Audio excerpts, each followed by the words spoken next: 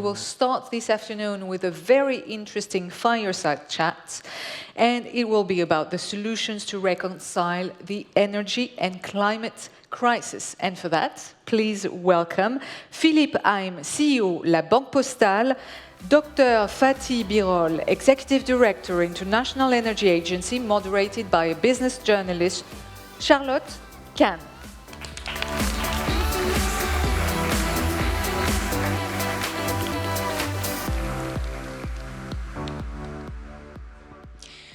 Good afternoon, everyone, and welcome to this Fireside Chat on what solutions to reconcile the climate and energy crisis. We're together for about 30 minutes. My name is Charlotte Kahn. I'm delighted to be with you today. And joining us are Philippe Heim, the Chief Executive Officer of La Banque Postale. Thank you for joining us. Good afternoon, Charlotte.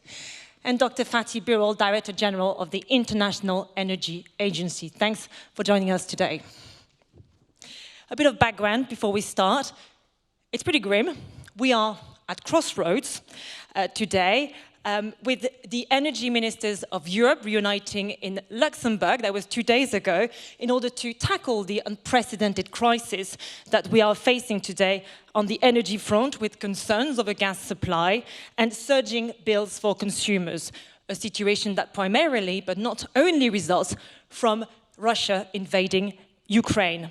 We're also a few days away from the COP27 in Egypt, the UN meeting on climate, where extreme weather events, the likes of which we have seen here in France and in Europe over the summer, will no doubt increase pressure to quickly reach our climate objectives.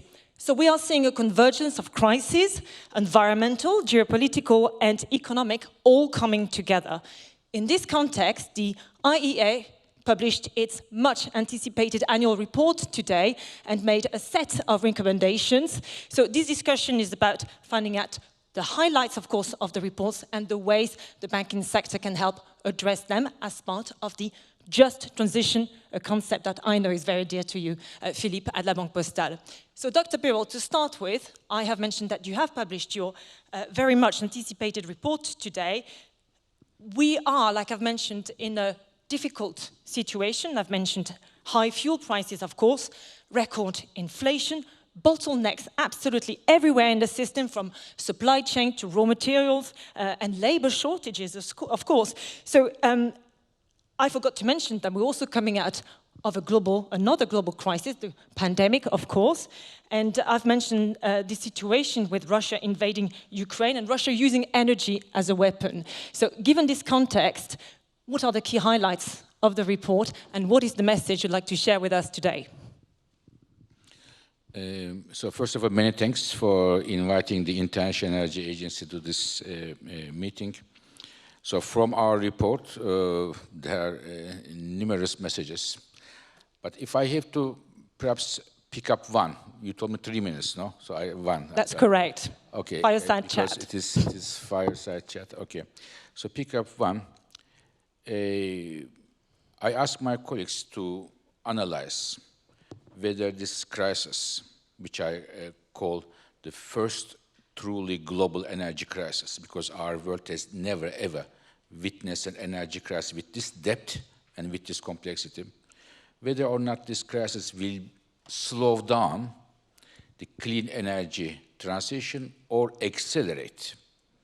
And I said, because as I always do, unfortunately, before the results came out a couple of months ago in a press conference, I said I would expect that this crisis and the responses of the governments to the crisis may accelerate the energy transition. And the results from the report shows, in fact, that the crisis will be a turning point in the history of energy in terms of accelerating clean energy transition. Why? It is not only big jargon or slogans, but very simple. Governments of the world today are giving a big, strong response in terms of putting a lot of money on the table. It is not very much discussed, this part of the world, but the United States, the Inflation Reduction Act, is a huge game changer. They are putting $400 billion on the table in terms of tax incentives, subsidies, other support for solar, wind, hydrogen, nuclear, carbon capture, many, many technologies, electric cars. Europe, we have a Repower EU, Japan, transformation of green transformation in Japan, China, India, and this, the money they are putting will accelerate the clean energy transition. So why do they do it? For climate? No. There are three reasons. Number one reason is energy security. Today, the biggest driver in Europe, for example, in Germany, one of the greenest countries, why renewables are going so strongly in order to reduce the Russian gas. Okay, so first, number one, energy security. Number two, climate commitments. And number three, industrial competitiveness. Today, there is a major competition between the key economies in the world. Who will be the number one in terms of the manufacturing of batteries, electric cars, these solar panels, or hydrogen, or the next generation of nuclear power? There is a competition. So therefore, these three things coming together, energy security concerns, climate commitments, and industrial policy, it's a very powerful combination. And they are putting a lot of money, and we are seeing that the clean energy investments, even in the current policy context, without pushing the climate button strongly, will increase about 50% between now and 2030.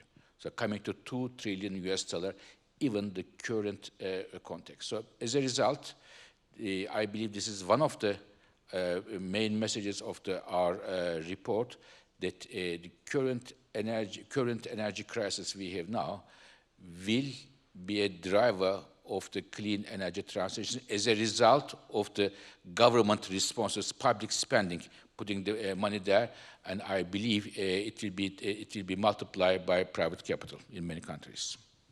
Thank you, Dr. Birol. So it's not all bad news after all.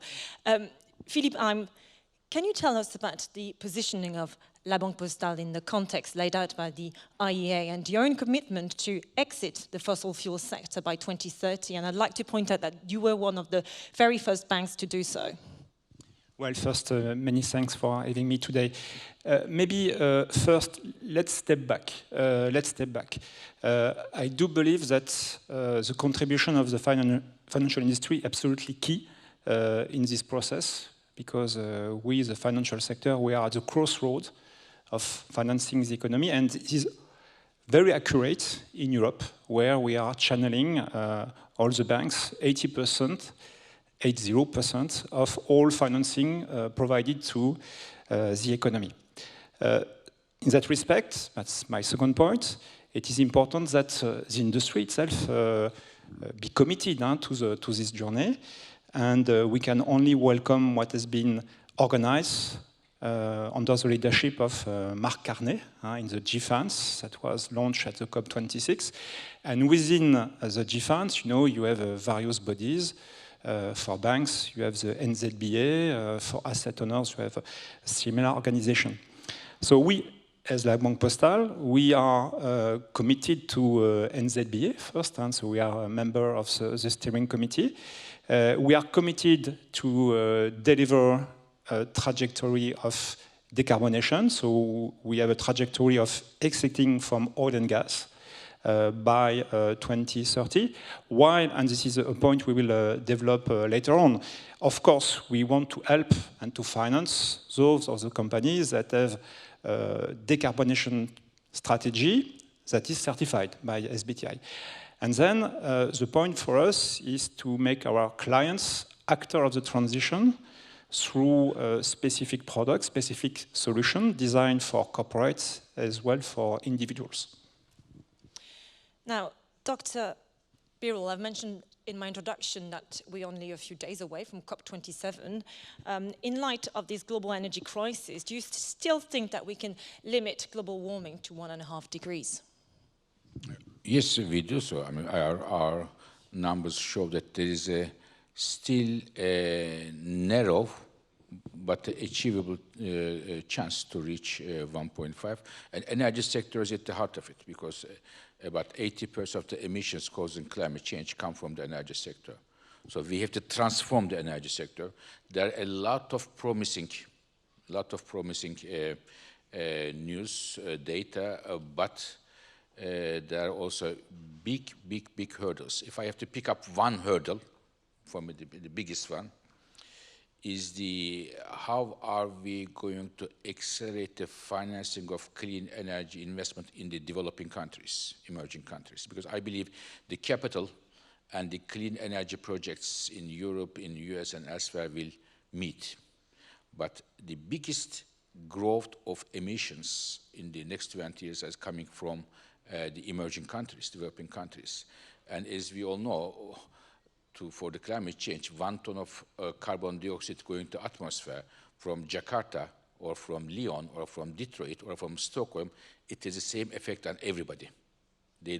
Emissions don't have a passport. So therefore, it is our own interest, the advanced countries are interested, the emissions in the emerging countries also go down. They better accelerate their clean energy transitions, but what we see that the investment flow in the clean energy projects in the European countries are very limited. And I hope the COP27, the advanced economies can finally show that they are part of the solution when it comes to accelerating clean energy investment in developing countries through different forms. Philippe Heim, what's your view on this? Do you believe that the current energy crisis complicates the fight against climate change, at least in the short term? Yes, when we are talking of oil and gas dependency, it's not just a matter of climate change. We are also talking of sovereignty, our independence. What is clear is that we cannot build overnight any kind of sobriety, and we need to do it pretty quickly.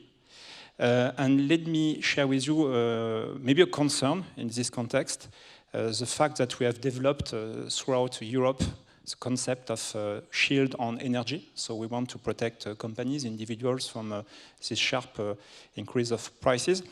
My concern is that we don't share or apply the right pricing signal. So in fact, the level of awareness, the level of agency is not rightly shared.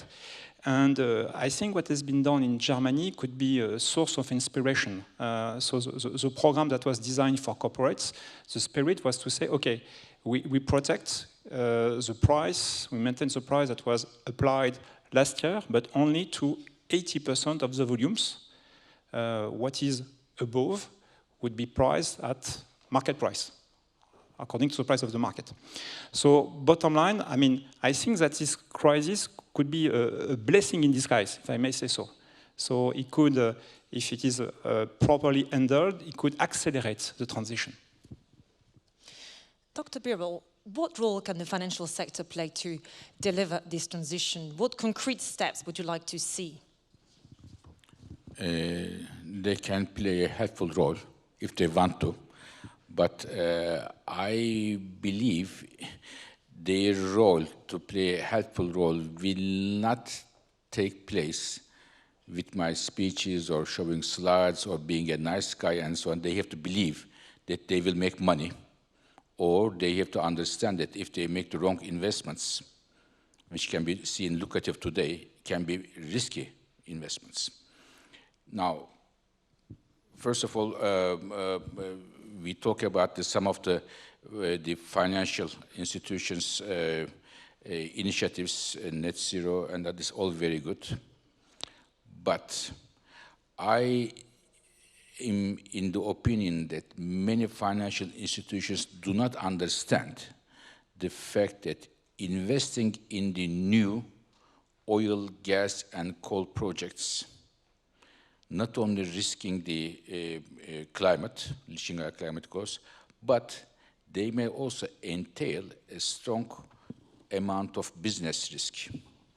Our scenarios, even our very base case scenario, shows that the fossil fuel will peak in the next 10 years.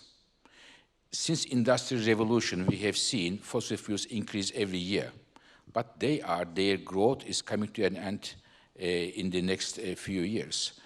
Because if you build develop an oil field or gas field or coal mine, you think of about 30, 40 years. Whether or not the world will need additional oil production 20, 30, 40 years is a big bet. So therefore, I will not say, please, financial institutions have a good heart, think about the poor and planet, etc. I'm just saying that there is a serious risk putting a lot of money in fossil fuels, leave aside the other moral obligations. Philippe, what's your take on this? It sounds like now is not exactly the time to invest in fossil fuels anyway, but nevertheless, there is this big question, of course, out there. What should we do at the moment, given the crisis? Are the sky-high prices an opportunity to invest further in additional supply, or is it actually a reason to invest in alternatives? What's your view on this? No, it's clear that this is a very important debate. So everyone has to position itself.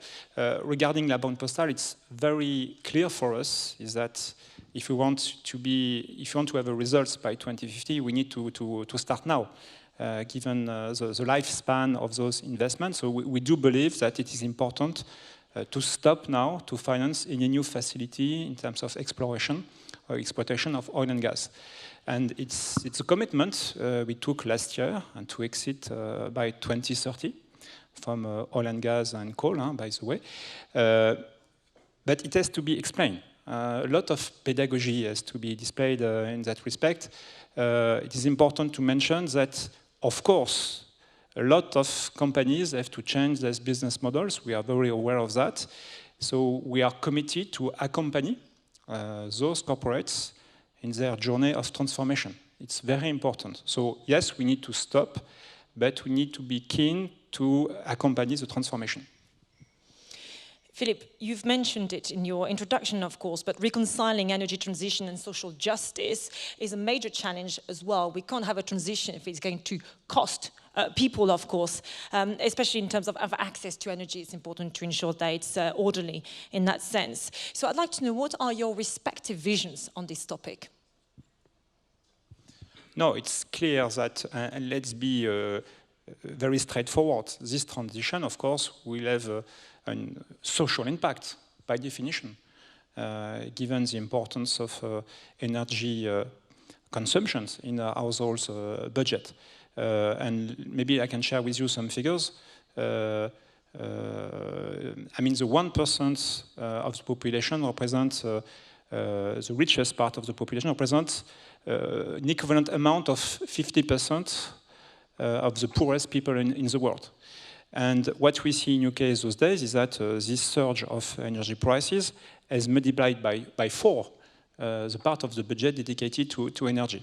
So we need to be aware of that, and that's why we at La Banque Postale, we have dedicated ourselves to a more global concept of just transition. So what does it mean?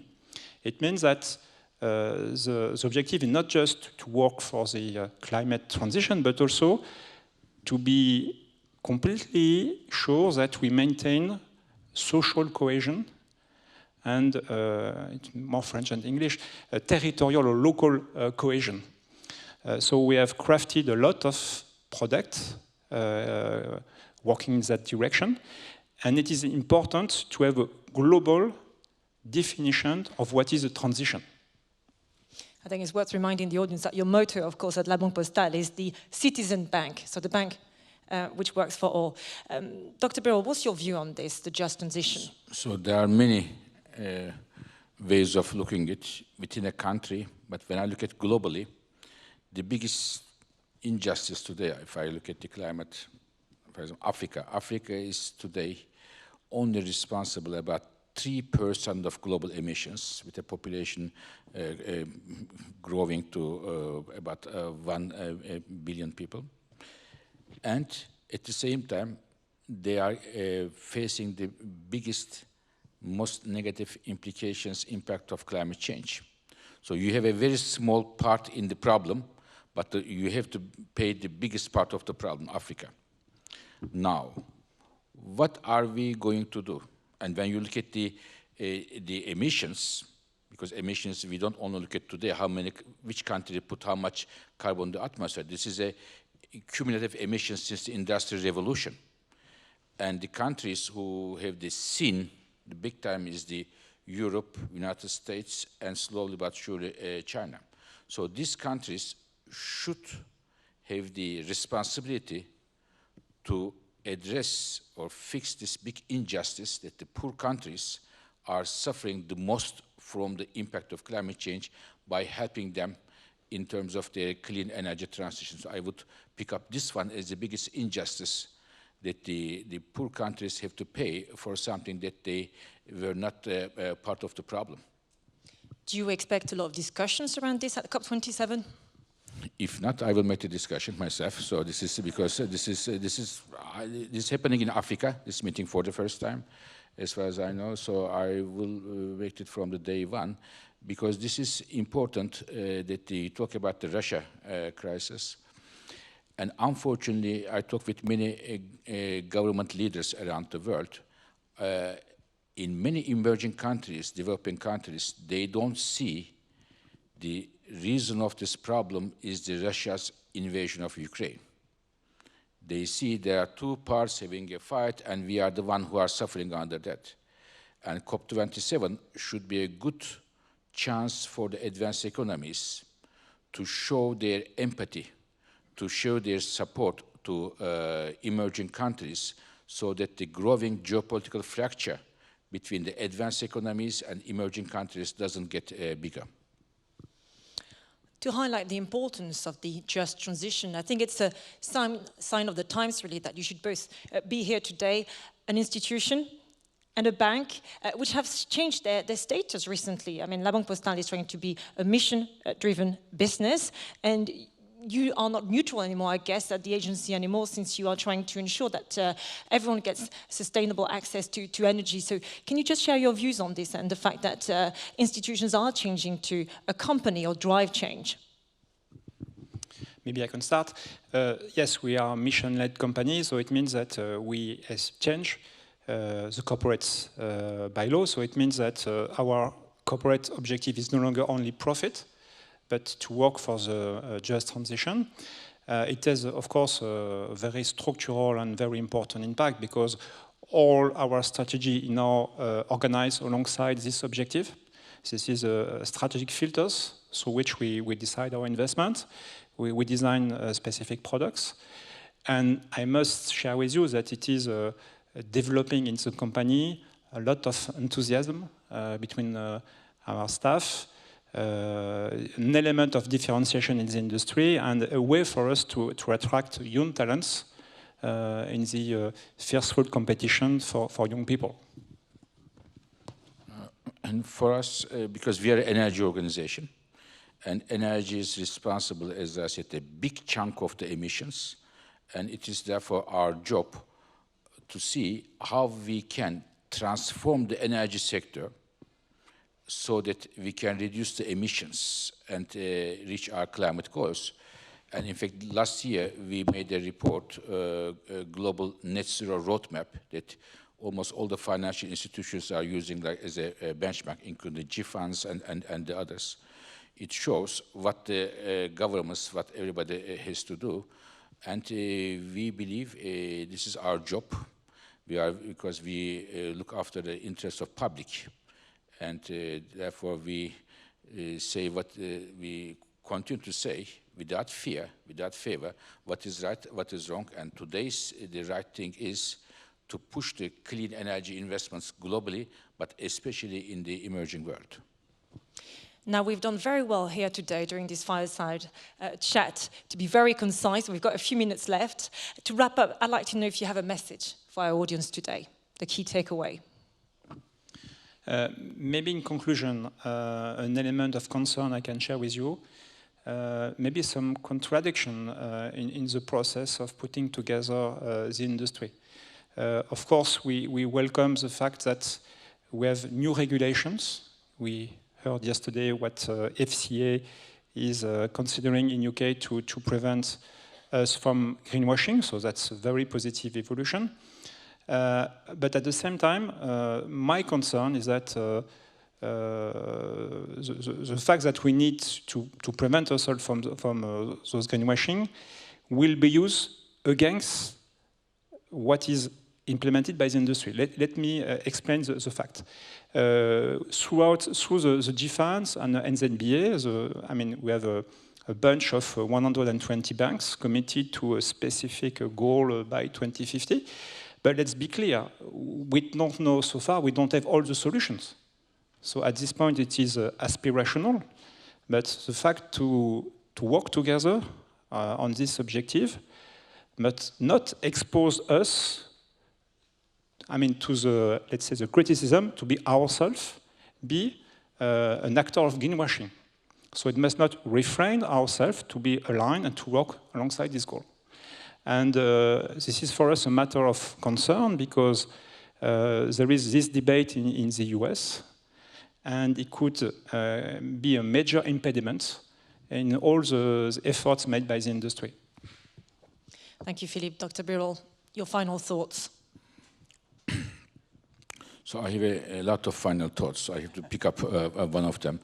Especially for this community, I will speak again a bit maybe on the bold terms. Before the crisis, the commitment of big financial, Western large financial institutions, asset managers, other financial institutions to net zero, coming one after another, was very impressive. But when I discuss with those largest financial institutions, executives here and there, I see that after Russia's invasion of Ukraine, I see some hesitations, some stepping back here and there, all driven by, of course, by their business concerns. I wouldn't say it is not my job to say that they are making a moral mistake. They said this, they are doing that. This is another story altogether. But I will say that they are making a big mistake by not able to read the game, the data. They are, many of them are very myopic. It is not only the reputational risk they are facing, I want to underline, not only that, but they may be risking looking at the data through myopic lenses and not able to see what is growing big time and that they may be missing big opportunities. Again, I am not talking about the moral side, you are right, you are wrong, but just from a business perspective, they may, some of them may be missing big opportunities and therefore their clients. Thank you. Thank you very much. And we have reached the end of the discussion. Thank you very much. Very much looking forward to witnessing your action at COP27, of course. Thanks to both of you. Thank you.